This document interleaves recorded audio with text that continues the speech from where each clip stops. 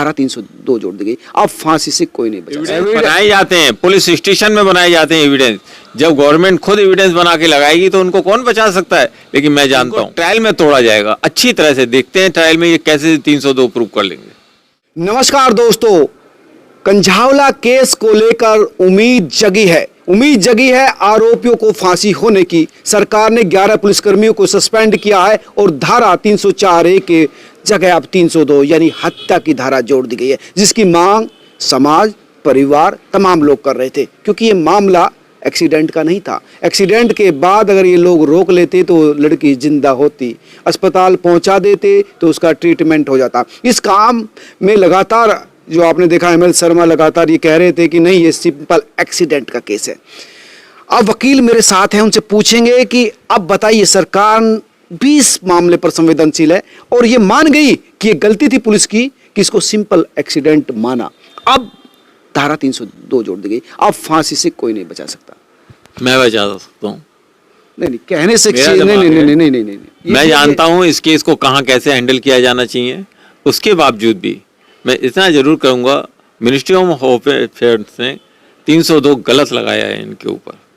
302 का क्या मतलब होता है लगाने? 302 का मतलब होता है हत्या करना। इन लोगों ने एक्सीडेंट के बाद उस लड़की को 200 मीटर दूर जाने के बाद देखा था कि वो गाड़ी से लटकी है। इन लोगों ने उस लड़की को अपनी गाड़ी से हटाया नहीं, उसको रोनते रहे, आगे पीछे करते रहे। देखिए, ऐसा है, इनकी मर्जी, कोई भी धारा लगा। और इस लड़की ने उस जो निधि जो प्रत्यक्षदर्शी है उसको भी मारने की कोशिश की।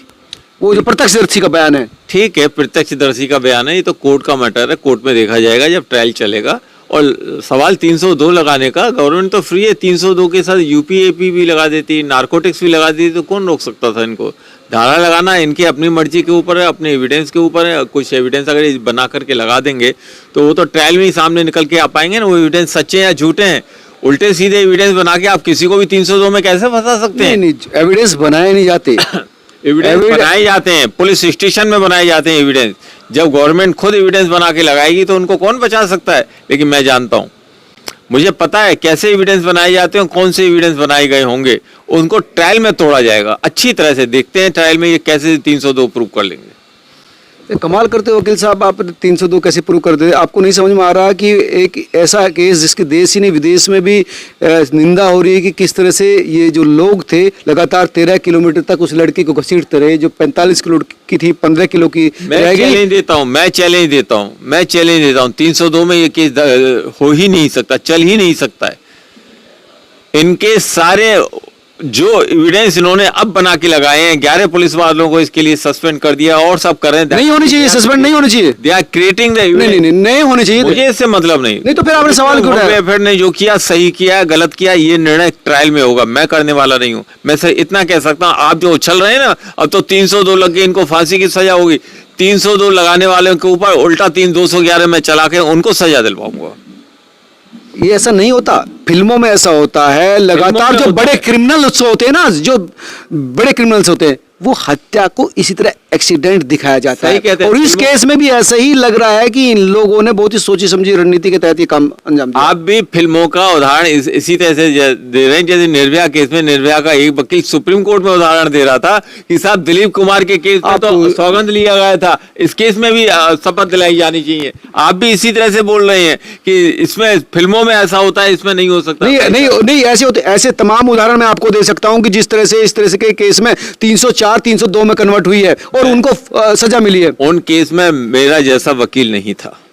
इससे अलावा मैं कुछ नहीं कहूंगा, क्योंकि मैं जानता हूं क्रिमिनल केस में लोग क्या डिफेंस लेते हैं, ये मुझे अच्छी तरह से पता है। मैं किसी के बारे में कुछ नहीं कहूंगा, इतना कहूंगा कि मेरे जैसा वकील नहीं था, नहीं तो 304 भी खत्म करवा देता मैं। ये तो आपका अति आत्मविश्वास है वकील साहब, इस तरह से हवाबाजी में काम नहीं चलता। ये सरकार आत्मविश्वास का नहीं, ये सवाल आत्मविश्वास का तो है ही, साथ में दिमाग का है, साथ में लॉ का है, सिस्टम का है। किस तरह से किस लॉ को किस जगह कैसे क्रॉस किया जाता है, कैसा लिया मुझे ये बताइए, एक्सीडेंट के बाद एक समान आदमी, ईमानदार आदमी जो क्रिमिनल माइंड का ना हो, वो क्या करेगा? एक्सीडेंट के तुरंत बाद जिसके साथ घटना हो गई उसको अस्पताल पहुंचाएगा, उसको बचाने की कोशिश करेगा। लेकिन इन्होंने क्या किया? इन्होंने उसको मारने की कोशिश की। सवाल इसका ये नहीं है। नहीं, सवाल तो यही है कि इन्होंने बचाने की नहीं, मारने की कोशिश की। ये आप कह रहे हैं ना, ये मैं नहीं कह रहा हूँ, ये तथ्य कह रहे हैं, सच्चाई कह रही है। कहाँ के तथ्य, कहाँ की सच्चाई? जहाँ पर घटना हुई 13 किलोमीटर का रास्ते चीख चीख के बता रहे हैं। ये वो कानून की वो धारा समझा दीजिए जिसके थ्रू आप ये फूक की तरह उड़ा देंगे, धूल बना देंगे। कानून की धारा तो तुम्हें वो वकील समझाएगा जो इनके लिए कोर्ट में खड़ा होगा। जब हम कोर्ट में खड़े होंगे तो कोर्ट में हम समझा देंगे कानून की धारा क्या। दोस्तों, ये साफ हो चुका है कि गृह मंत्रालय के बाद अब इस मामले में आरोपियों को सख्त सजा मिलने जा रही है। एमएल शर्मा लगातार बचाव की कोशिश कर रहे हैं, लेकिन ये नहीं बता रहे कि किस तरह से बचा पाएंगे। जाहिर सी बात है, इनके पास तर्क नहीं है और अब इस मामले में आरोपियों को सख्त सजा का रास्ता प्रशस्त हो गया। आप क्या सोचते हैं, जरूर मुझे बताएं। नमस्कार।